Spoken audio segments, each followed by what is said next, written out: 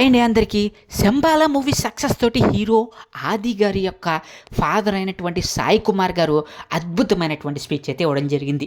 మరి తన కొడుకు 'ప్రేమ కావలి' తర్వాత సూపర్ హిట్ సక్సెస్ అందుకున్నాడని, దానికి చాలా సంతోషంగా ఉందని అయితే ఆయనైతే చెప్పడం జరిగింది.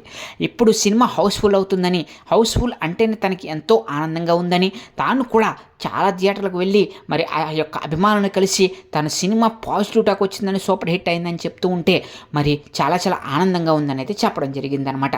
మరి అమ్మవారి ఆశీస్సులతో ఈ సినిమా సూపర్ హిట్ అయిందని, ఆది మరిన్ని సినిమాలు తీయాలని కోరుకుంటున్నానని, అలాగే తాను కూడా 54 సినిమాల్లో నటించానని అయితే చెప్పడం జరిగింది.